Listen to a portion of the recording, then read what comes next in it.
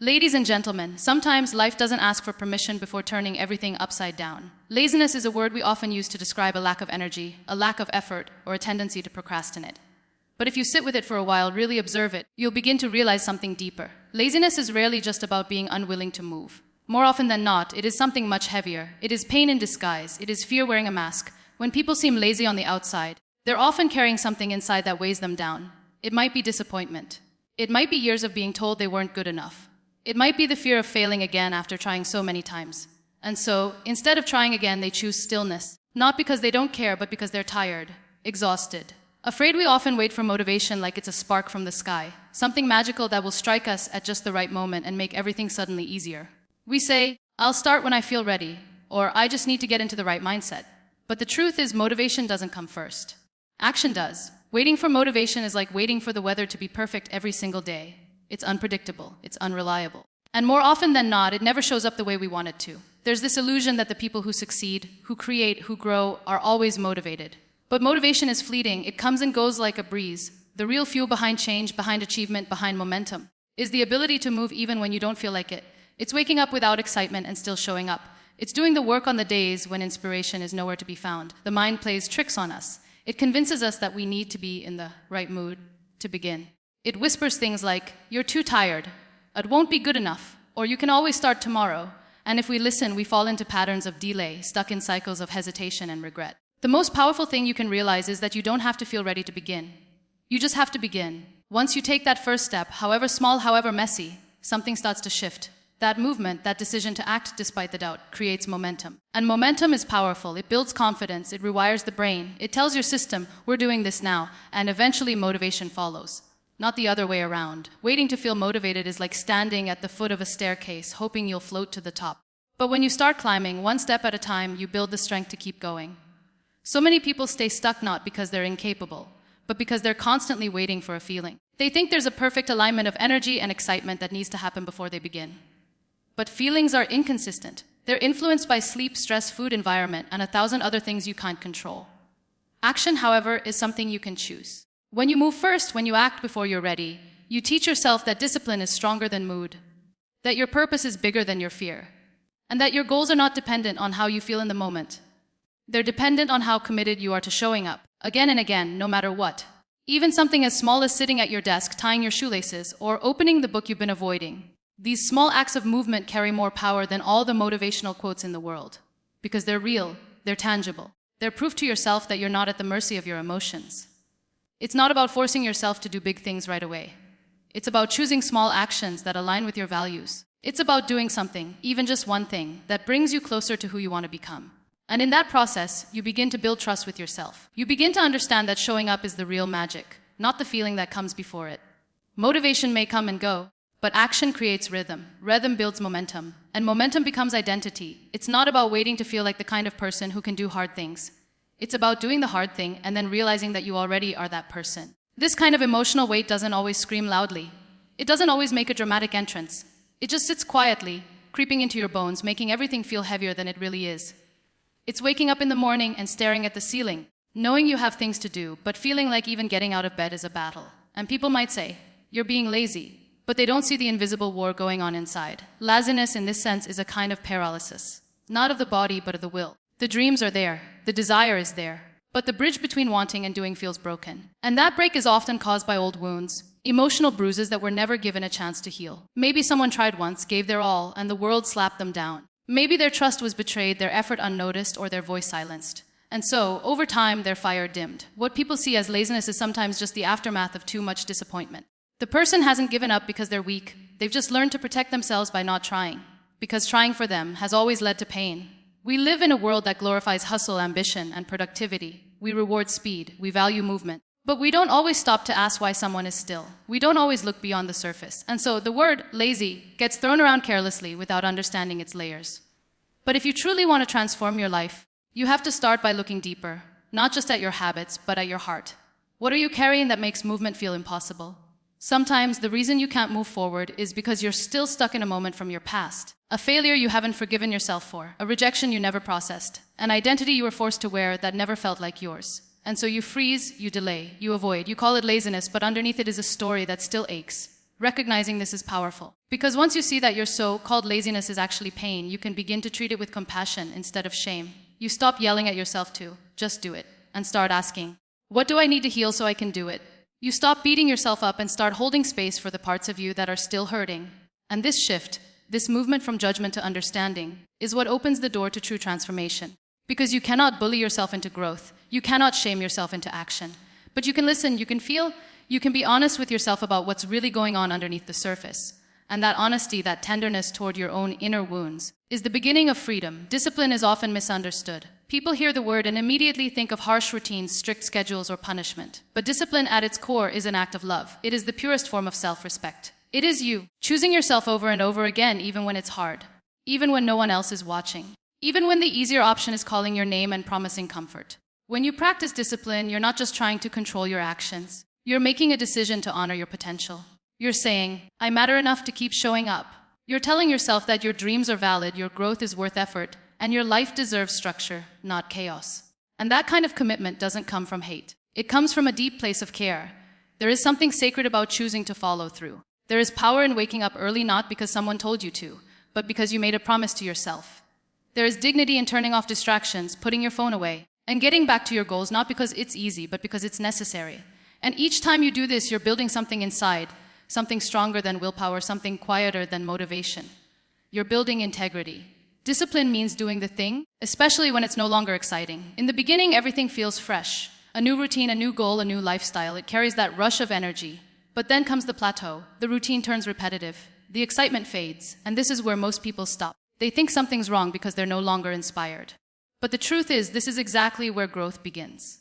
This is where discipline steps in and says, I'm still going. When you keep showing up despite the lack of thrill, you're proving something to yourself. You're proving that your actions are not tied to your moods, that you don't belong to fleeting feelings, you belong to your mission. And that belief creates a foundation that doesn't shake when life gets messy. Because life will get messy. Plans will fall apart, energy will dip. People will disappoint you, but discipline stays. It grounds you.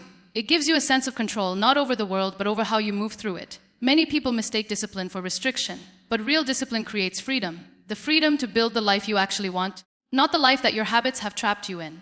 It's the freedom that comes from knowing you can rely on yourself. That when things get hard, you won't abandon your goals. That you don't need to wait for someone to push you, because you become your own engine. There's nothing glamorous about doing the work when no one's clapping. There's nothing glamorous about saying no to the temporary dopamine hit so you can say yes to long-term fulfillment. But that quiet, consistent effort, the kind that happens in the dark, away from applause, that's the effort that changes everything. That's the effort that creates confidence. Because confidence isn't born from compliments. It's born from keeping promises to yourself. Every time you choose discipline over distraction, you send a signal to your brain. I can be trusted. And trust is everything. It's the foundation of every relationship, including the one you have with yourself.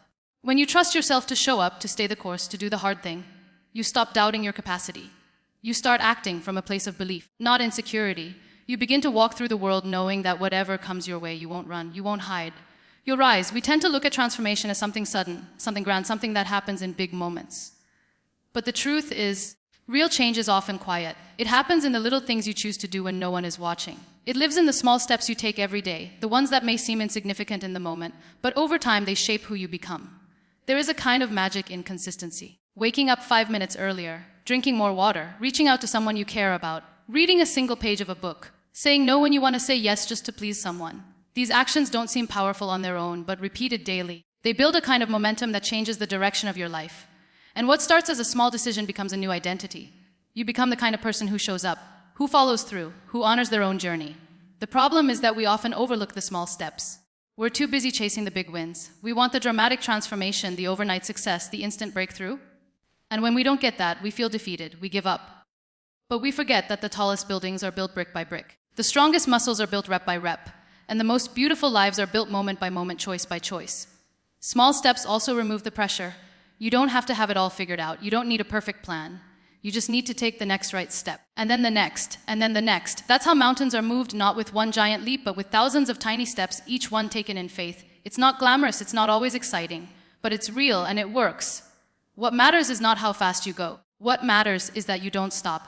Even when it's hard, even when you're tired, even when it feels like nothing is changing. Because something is changing. You're changing. Every time you choose progress over perfection, every time you get back up after falling, Every time you do the uncomfortable thing instead of the easy thing, you're growing. And that growth adds up. It's also in the small steps that you learn the most about yourself. You learn your triggers, your patterns, your excuses. You start to see what you've been avoiding and why. You begin to understand what truly matters to you. And as you gain that awareness, you gain power. You stop living on autopilot. You start living with intention. There is strength in simplicity. You don't need a 10-step plan to start changing your life. You need one small action. One choice that aligns with your future self. And then you do it again tomorrow and the day after. And even on the days when you feel like giving up, especially on those days. Because those are the days that define you. Not the easy ones, not the ones where everything flows. But the hard ones, the messy ones, the quiet ones. Taking small steps also teaches you patience. You learn to stop rushing the process. You stop needing to control every outcome. You begin to trust the journey. You allow space for mistakes, for setbacks, for real human moments. And that patience becomes resilience. It becomes the fuel that keeps you going when things get tough. It becomes your reminder that progress is not always loud. It's often invisible, unfolding behind the scenes, growing quietly inside you. Every big transformation you admire started with a single small decision. Someone somewhere chose to begin. Not because they had it all together. Not because they were fearless. But because they knew that waiting wouldn't change anything. Starting would we spend so much of our lives waiting. Waiting for the right time, the right mood, the perfect conditions. We tell ourselves we'll start tomorrow, next week, next year. When we have more energy. When we feel inspired. When we're less busy. But the truth is, there is no perfect moment. There is only now, and the longer we wait, the heavier the waiting becomes. The idea that everything has to line up before we begin is one of the biggest lies we tell ourselves. Life is never going to pause for us. The world keeps spinning, time keeps moving. And the longer we delay, the further we drift from the person we want to become. It's not that we're incapable. It's not that we lack talent or intelligence or heart. It's that we're scared. Scared to fail.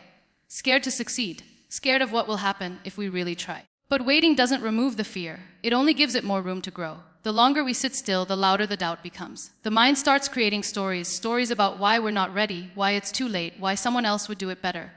And the saddest part is, we start believing those stories. We let them shape our reality. We let them hold us back. There will always be a reason not to start. Always a list of excuses that feel logical, even responsible. But behind every excuse is a door we're afraid to open. A risk we're not sure we're strong enough to take. And that's where courage comes in. Not the loud kind of courage, not the kind that makes speeches or wins awards, but the quiet kind, the kind that whispers, start anyway. People often wait for clarity, thinking that if they just wait long enough, the answers will come. But clarity comes through action.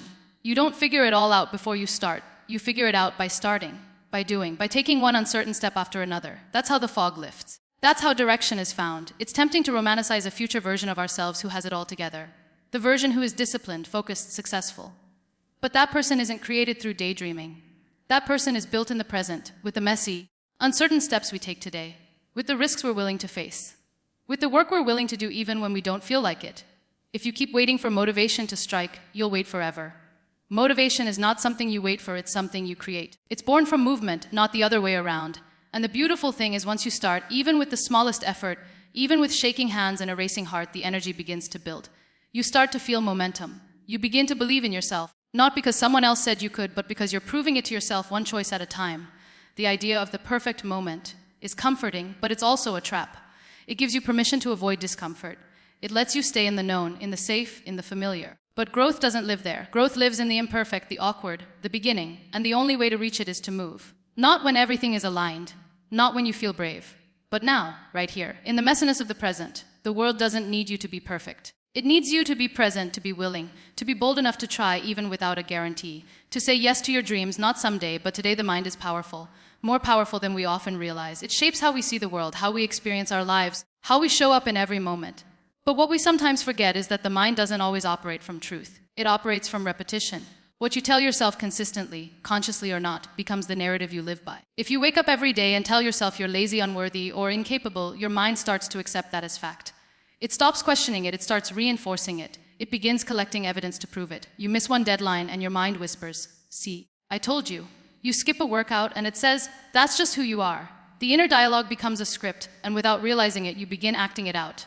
The words you say to yourself aren't just sounds in your head, they're instructions. Instructions your subconscious takes seriously. The brain is always listening, and it doesn't argue. If you say, "I can't," it listens. If you say, "I'm not ready," it agrees. If you say, "I'm always messing things up," it nods and sets out to make that statement come true. Not because it wants you to fail, but because it's doing its job, following your lead. But the same principle works in the opposite direction too. When you start to change the words you feed your mind, everything shifts.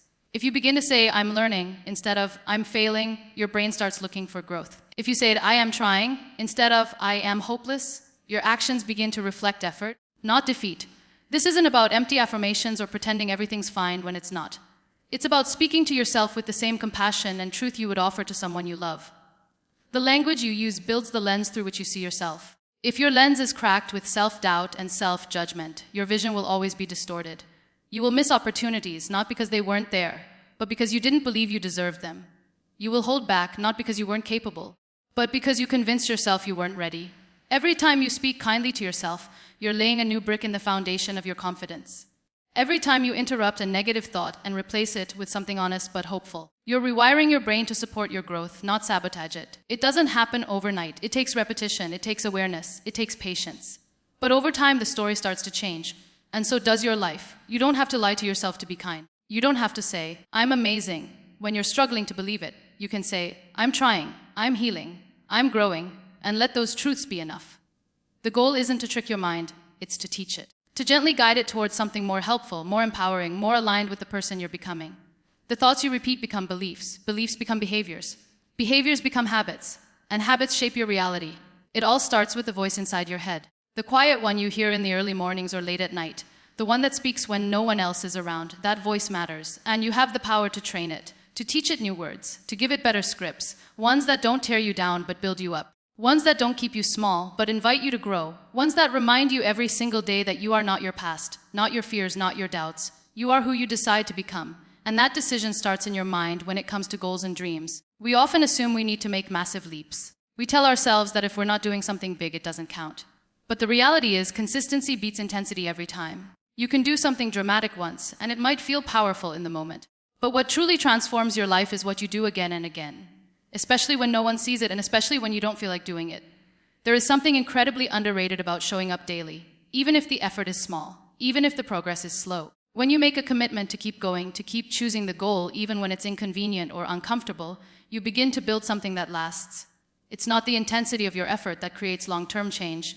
It's your ability to be consistent with it. That's where the magic lies, not in the grand gestures, but in the daily decisions. It's easy to be excited at the beginning. It's easy to feel energized when something is new. But what happens when the motivation fades? What happens when things become repetitive? Or when the results don't show up as quickly as you expected? That's when most people quit. That's when the doubt creeps in.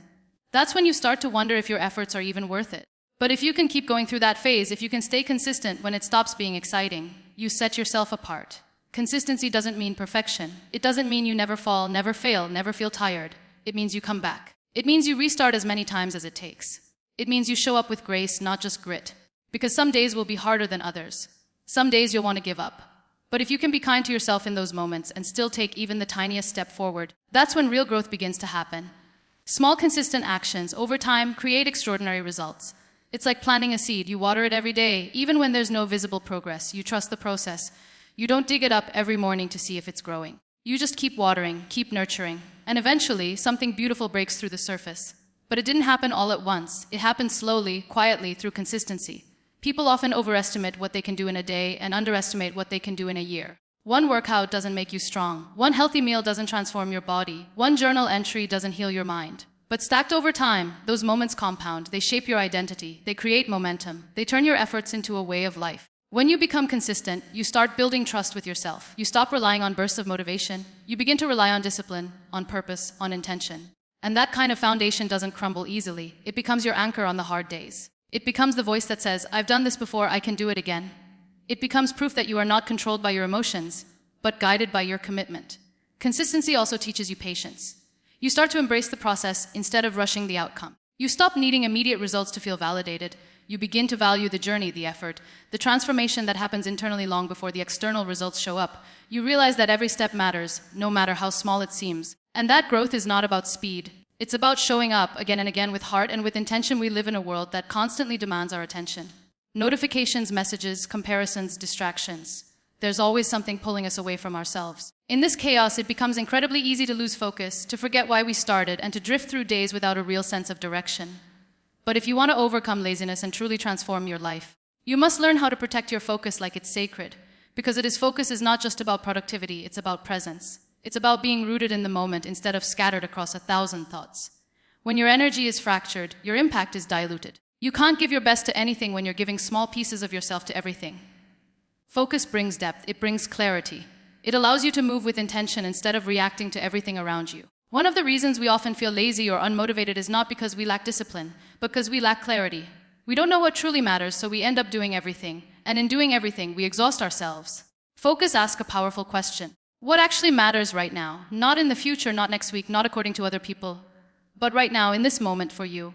When you get clear on that, you begin to act from purpose, not pressure to protect your focus. You need to be ruthless with your time and gentle with your energy. That means setting boundaries, not just with people, but with habits, with devices, with patterns that pull you away from the present.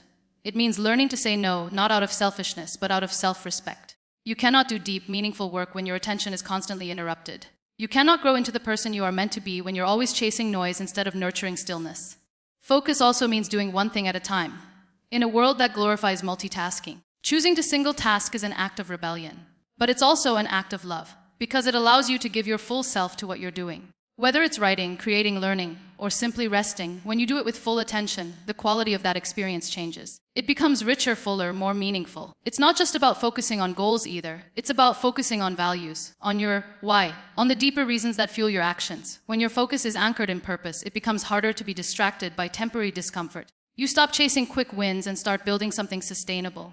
You begin to see that focus isn't restrictive, it's freeing. Because it liberates you from the constant pull of things that don't serve you. Focus requires discipline, but it also requires compassion. You won't always get it right. You'll get distracted, you'll slip into old habits, you'll forget your priorities. But each time you catch yourself, each time you return to your path, you strengthen your awareness. And that awareness is what makes all the difference. It turns autopilot into intention. It turns noise into clarity. The more you protect your focus, the more aligned your life becomes. You stop wasting energy on things that drain you. You stop saying yes to things that don't light you up. You stop living by default and start living by design. You begin to realize that your focus is not just about what you pay attention to.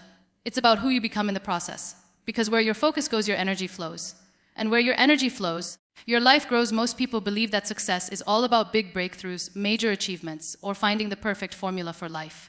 They look for a sudden spark that will ignite their progress, a moment when everything falls into place, and they finally have all the answers. However, what people often overlook is that success is built in the quiet, uncelebrated moments, the ones where no one is watching and nothing seems to be happening. It's not about the one big event, it's about the thousands of small, seemingly insignificant steps you take every single day. In reality, consistency is what builds real success. It's the ability to show up day after day, to do the work even when it feels hard, even when no one notices, even when the results aren't immediate. Small steps are the foundation of growth. Whether it's making a phone call, writing a paragraph, exercising for 10 minutes, or taking 5 minutes to meditate, these are the things that matter. They accumulate over time, and before you know it, they lead to profound change. The problem with focusing solely on big wins is that it breeds impatience. We want to see results quickly, and when we don't, we get discouraged. The reality is, however, that lasting success isn't achieved overnight. It's a gradual process, a journey that requires persistence. Every small action you take adds up, and those seemingly small decisions create a life that aligns with your vision, even when you can't immediately see the impact. When we break success down into these small, digestible pieces, it becomes less intimidating. The fear of failure starts to shrink because instead of having to do something huge, you realize that it's the daily grind that makes the difference. It's not about doing something perfect. It's about doing it consistently, even if it's not perfect. Every time you keep going despite setbacks, you prove to yourself that you're capable. Every time you take a step forward, even when it feels like nothing is changing, you're planting seeds for something greater. The truth is, success is built in the mundane. It's the mornings when you don't feel like waking up early but do it anyway. It's the days when you don't feel inspired but push through and do the work. It's the moments when you could easily give up, but instead you keep moving forward. These are the things that create momentum. These are the habits that form a solid foundation for your dreams.